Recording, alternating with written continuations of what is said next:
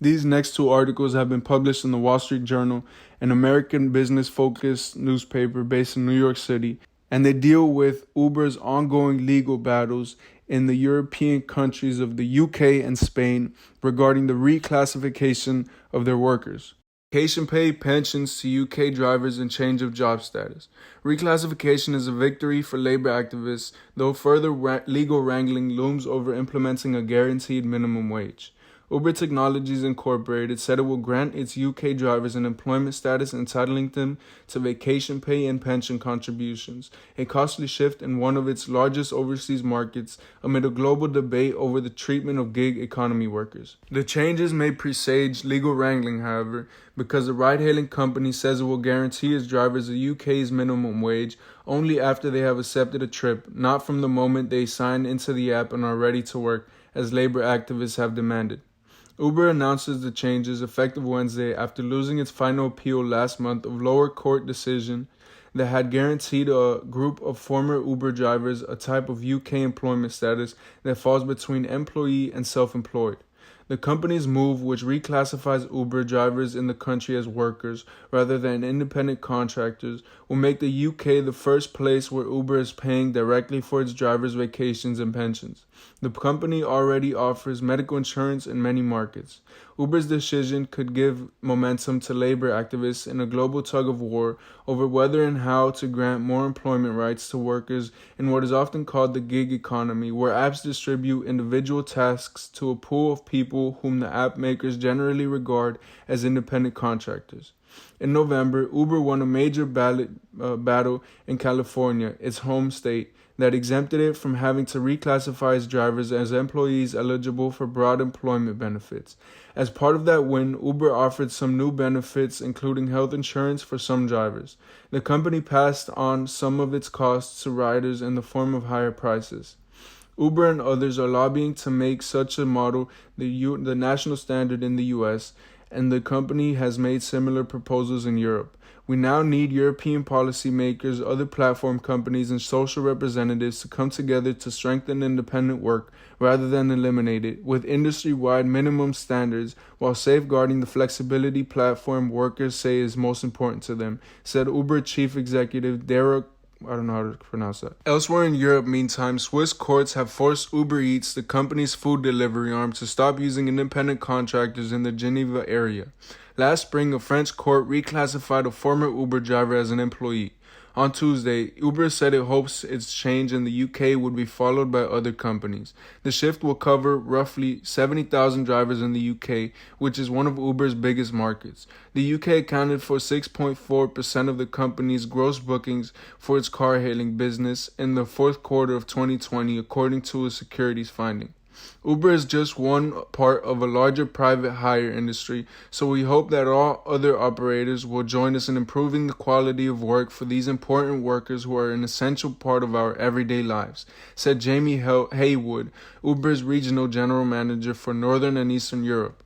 Uber's announcement was unexpected because the company had argued last month that the UK ruling didn't directly apply to its current drivers, leading labor lawyers to line up new litigation for thousands of drivers to claim benefits.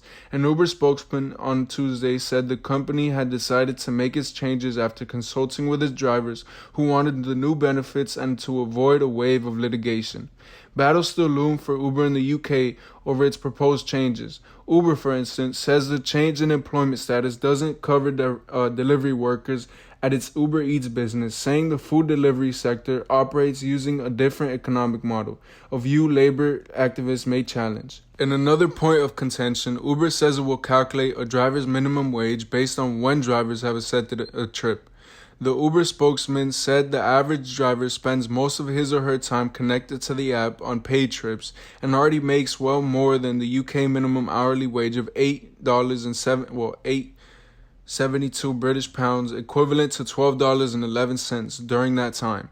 But the UK Supreme Court found in its February ruling that the group of former drivers should have been considered working whenever they were connected to the Uber app and available for trips. James Farrar, the former Uber driver who was among those who brought the original case against the company, called Tuesday's announcement a day late and $1 short for only paying drivers a minimum wage after accepting a passenger. They should be paying for all of your time, he said. Mr. Farrar said drivers were in particular need of a minimum wage during COVID-19 lockdowns, when a drop in passenger numbers meant many drivers found themselves idle for hours. He said he was concerned that Uber's decision would attract more drivers to its platform, potentially increasing the amount of time many spend searching for passengers and decreasing their overall pay even more. They will face further litigation if they don't accept that drivers are entitled to a minimum wage for all hours, not just the hours delivering passengers, said Jason Galbraith Martin, the British lawyer who represented Mr. Farrar and other drivers in their case. The Uber spokesman said the February court decision was based in part on practices Uber ended years ago, such as penalizing drivers who repeatedly rejected trips. Uber has also argued it would be illogical to pay drivers a minimum wage during periods when they are potentially signed into or even being paid by other apps, something more common now than it was in 2016 when the UK case began. The other changes Uber outlined on Tuesday will be allocated to workers based on their earnings.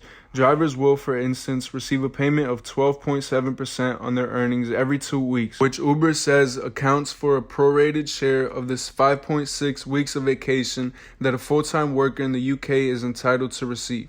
Uber says it will also contribute 3% of each driver's earnings to UK pensions, with drivers eligible under UK earning thresholds contributing 5% unless they opt out.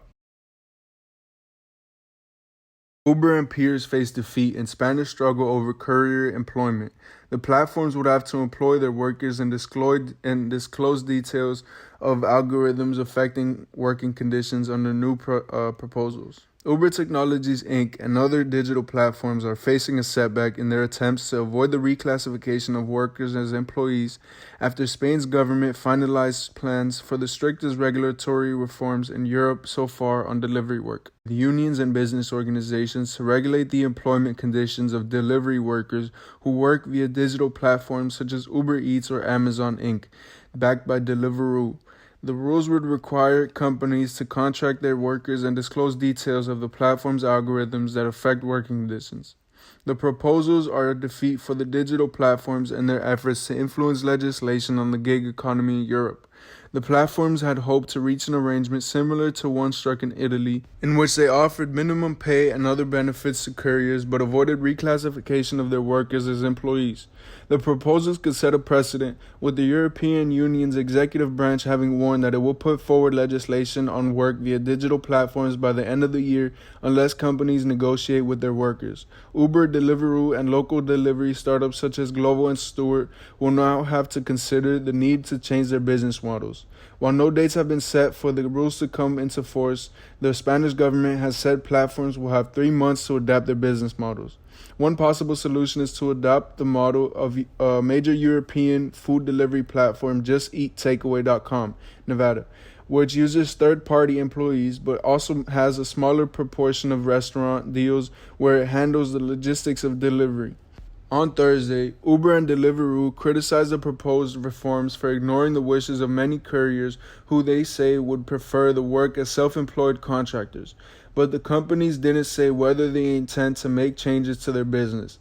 At Uber, we are fully committed to raising the standard of work and giving independent workers more benefits while preserving the flexibility and control. We want to work with all parties across Spain to improve independent work instead of eliminating it, a spokesperson for Uber said.